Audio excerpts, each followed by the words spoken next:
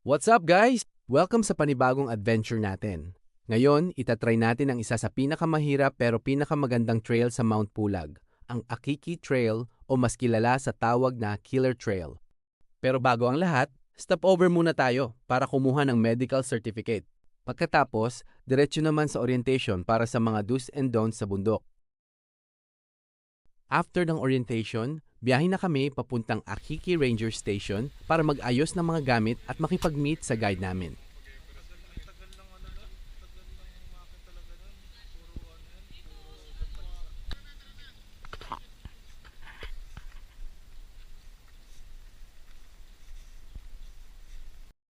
Masaya pa nung una, akala namin chill lang.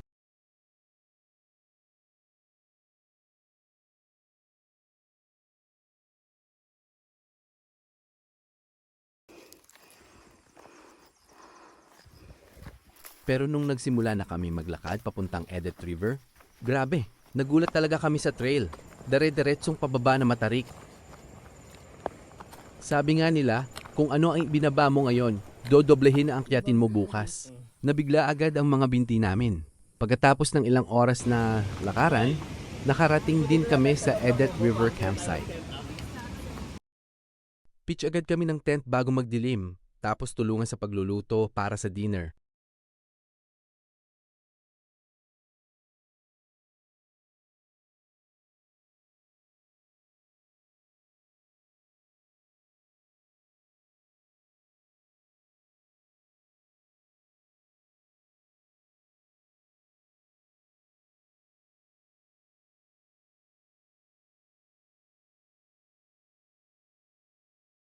Siyempre, bawi ng lakas, kasi alam namin na ang susunod na araw ang totoong labanan.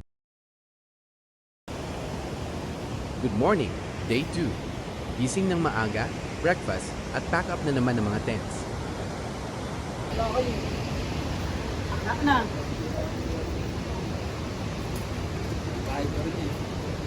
Di ba yung egg tray nung doon? Ay, kaya buyod. Alin? Egg tray. May jacket pa nga, oh. Ito ko yan.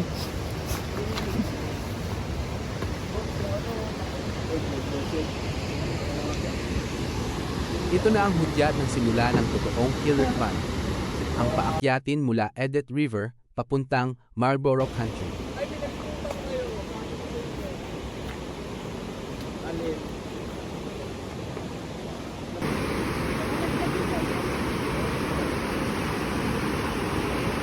Sumuha ka na muna yung trekking pole mo.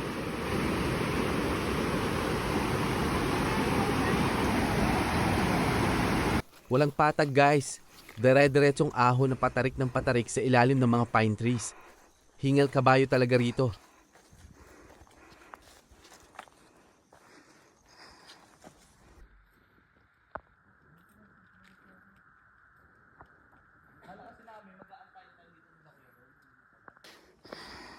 Mula sa Marlborough Country, pumasok na kami sa Mossy Forest.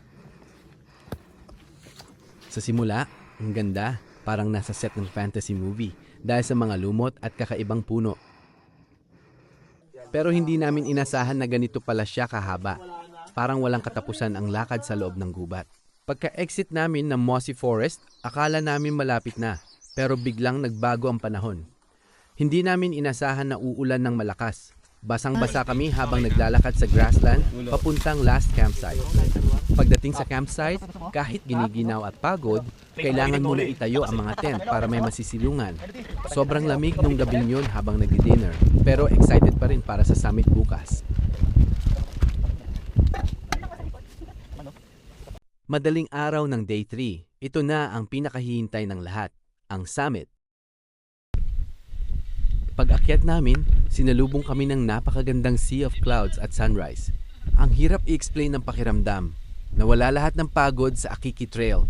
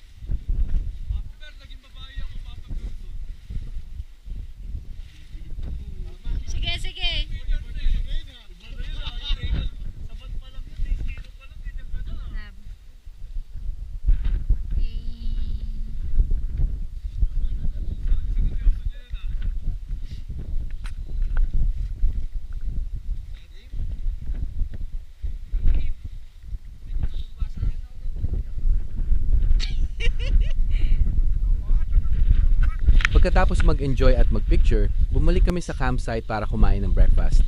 Nag-pack up at nagsimula na kaming bumaba.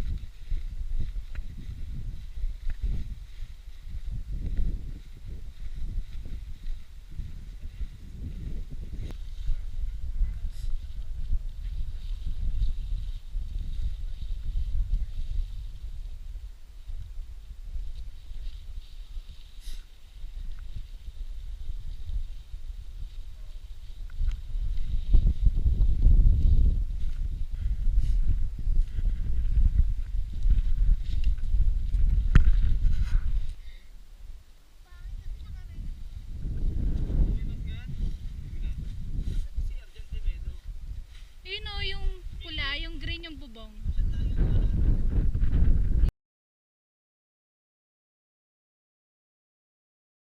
Ang solid ng karanasang to. Salamat Mount Pulag. Kita-kits sa susunod nating akyat, guys.